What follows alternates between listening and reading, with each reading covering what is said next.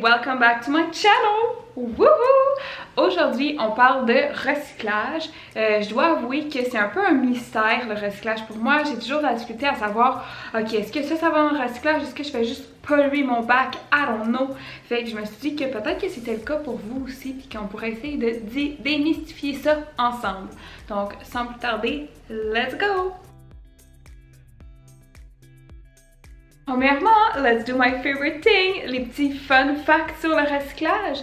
Saviez-vous qu'avant 2017, la plupart de nos déchets recyclables, donc genre le papier et le plastique, étaient envoyés en Chine parce qu'eux, il y avait des espèces de meilleurs systèmes de tri, puis c'était eux qui triaient tous nos déchets, mais je veux dire, on n'a aucune donnée de quand c'est parti du Québec puis c'est envoyé en Chine, qu'est-ce qui était recyclé, qu'est-ce qui était mis dans des potoirs. Mais en 2017, ils ont fermé les frontières au recyclage international. Donc, depuis ce temps, on est pris avec nos propres déchets. Bon, là, je dois vous avouer que j'étais bien naïve. Avant, je croyais que tout ce que je mettais dans mon bac de recyclage, c'était recyclé à 100%, redonné à la planète. J'étais comme, wow, I'm so green, I'm so good. Bitch, no. Bon, là, je vais essayer de parler de statistiques, mais c'est pas 100% accurate, je crois, parce que de ce que je comprends, il y a plein de centres de tri dépendant de la municipalité où tu te trouves. Donc, puis ils sont tous indépendants. Donc, des fois, des compagnies comme, des entreprises comme Recycle Québec ont de la difficulté à avoir des données claires et précises puisque ça dépend d'un indépendant à un autre. Mais ce que je lisais, c'est qu'en moyenne, il y a 11% de ce que tu envoies dans un centre de tri qui est mis dans un dépotoir. Genre, il y a 42% du plastique que tu envoies qui sont mis dans un centre d'enfouissement. Oui, c'est énorme. Tout ce qui est en verre, c'est 55% qui sont juste mis dans un centre d'enfouissement.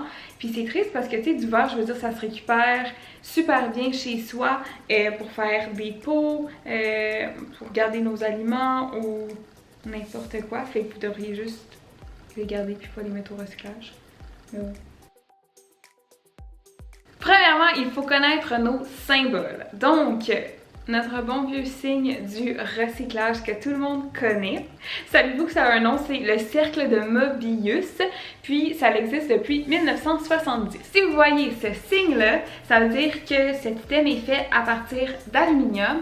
Puis l'aluminium, c'est recyclable à 100%. Puis ça peut être recyclé et réutilisé à l'infini. Donc, wow, c'est un matériel vraiment intéressant. Donc, par exemple, votre papier d'aluminium, vos feuilles de papier d'aluminium, vous pouvez juste le rincer, le mettre en boule, puis le mettre au recyclage et ça va être super bien recyclé.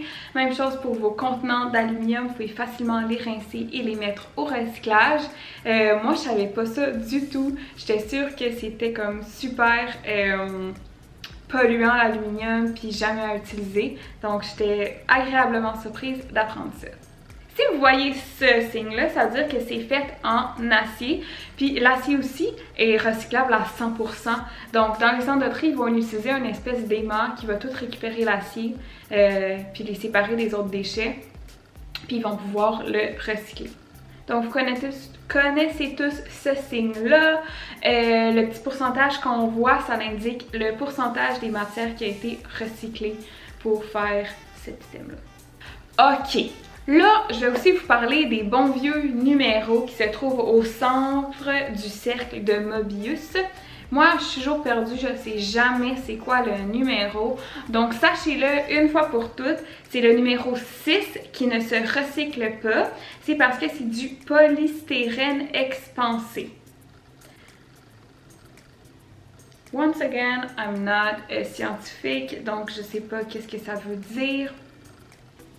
Mais c'est pas recyclable. Donc, malheureusement, vous allez devoir jeter cet item-là.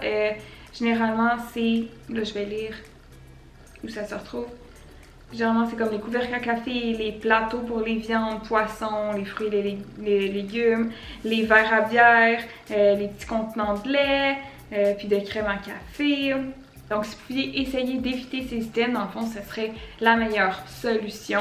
Mais je sais que des fois, on n'a pas le choix. Mais si vous en voyez, faites juste le jeter dans la poubelle parce que, anyway, ça va finir là. Si vous êtes intéressé à savoir ce que les autres numéros signifient, je vous invite à aller voir le site Récup Estrie ou voir le screenshot ici.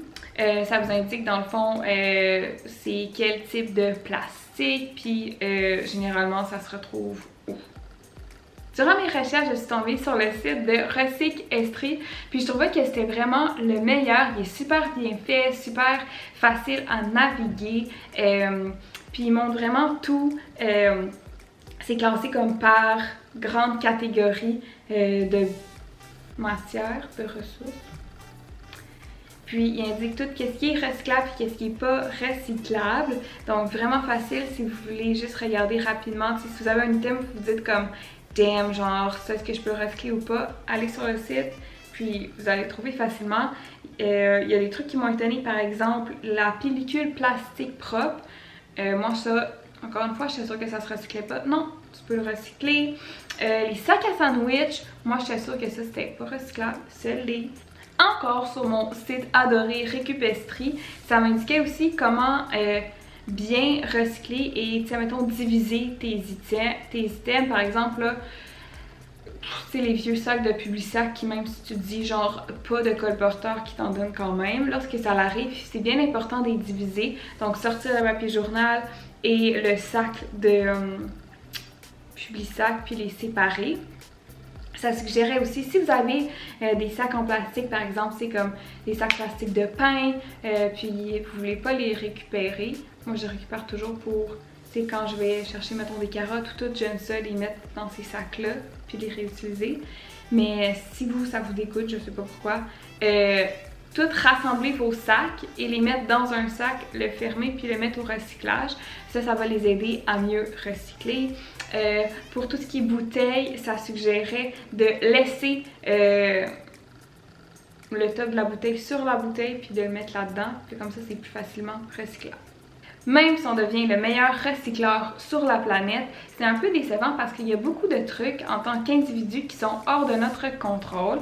Par exemple, les centres de tri, ils expliquaient que des fois, ils ont de la difficulté à recycler parce qu'il n'y a pas de débouchés locaux. Donc, il n'y a pas d'entreprise locale qui serait capable de prendre un matériel puis qui serait capable de le transformer pour le réutiliser. Il y en a quelques-uns, mais il en manque énormément. Donc, il faut vraiment développer ça en tant que société.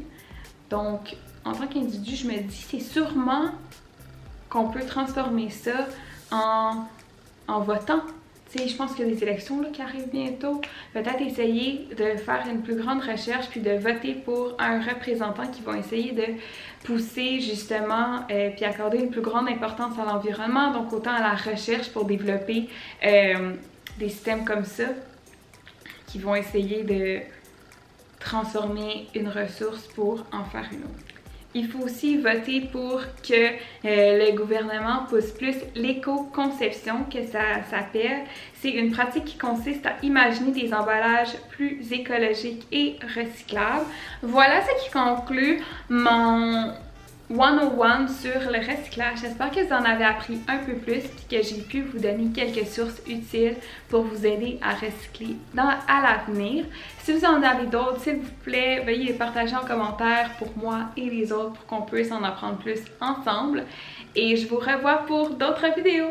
Bye!